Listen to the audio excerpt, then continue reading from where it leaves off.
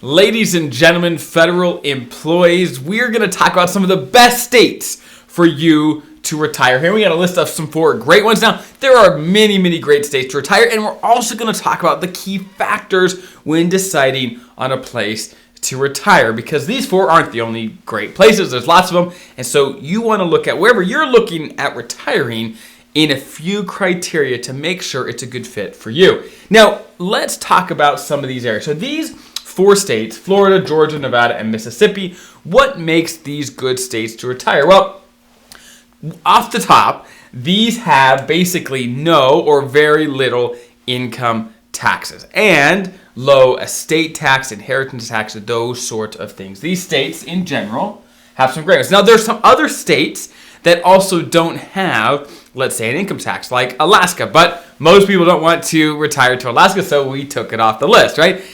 Long story short, the first thing I would look at when it comes to retiring to a certain place is, do they have state income taxes? And if they don't, how about their property taxes? Look at just taxes in general and how does it compare to where you currently live. For example, if you live in Wyoming, it may be difficult to get up and retire to California, where the cost of living and the taxes is much higher. Now, that brings us up to an interesting point.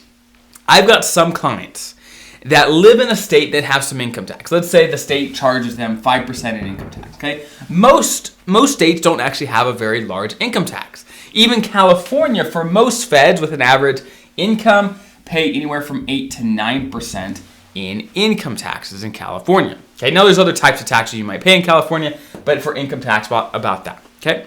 So some people, let's say, they're paying 5% in income tax in their state, and they're like, look, I'm going to move to a different location, to a state that doesn't have income tax, so I'm better off in retirement. So they move from, let's say, one state over to a different, and they forget to think about something that's probably even more important than whether there's taxes in that state or not, and that is cost of living.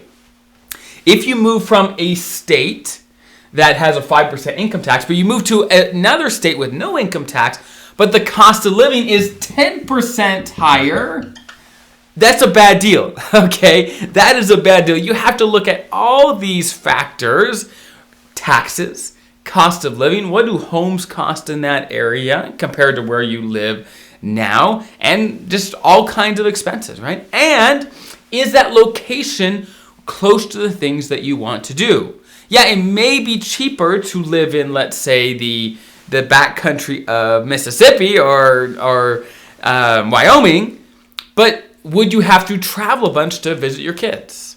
Would you have to travel a bunch just to get and do the things you want to do? Would it cost you more because of that extra travel? These are all some of the factors that you are going to want to consider. Now, one of the biggest factors that I would consider when picking a state. Again, these are just 4 of some of the good ones with very low, if any, state taxes. But one of the biggest factors I would consider is, where do you want to be? Yes, I like saving money, right? But maybe it's worth paying an extra 5% or 8% or whatever it may be to be where you want to be. Your retirement is supposed to be your golden years.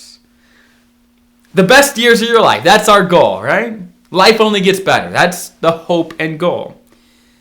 And it's not worth paying or saving a little money if you're not where you want to be. At least that's my opinion. You can have whatever opinion you want. My opinion is you want to optimize where you want to be.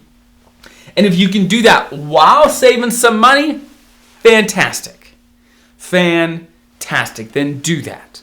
Okay, so number 1, where do you want to be? Number 2, what's the tax implications of that state?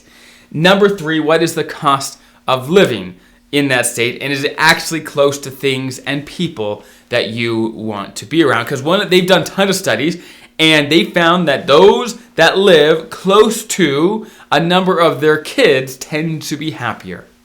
Now, I can't speak to your relationship with your kids. Maybe it wouldn't make you happier. I'm not sure. But being close to people you love, friends, family, it makes a big difference.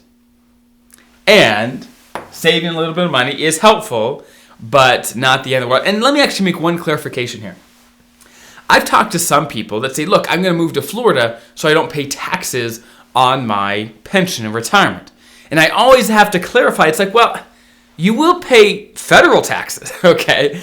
You just won't pay state income tax on your pension if you move to Florida, because Florida doesn't have a state income tax. But no matter where you go, you will have federal income taxes, which is the much bigger of the two. Even if you move to a crazy country in the world, you're still going to pay federal income taxes. So there's only so much you can do to move your way out of paying taxes. You're going to be paying federal taxes no matter what. You can't escape that, but you will potentially save some money on the state income side. Okay, so I hope that's helpful and give you some ideas on picking a place to retire in the country. We have a massive country, lots of options. Hopefully that gives you some direction, and I'll see you guys in the next video.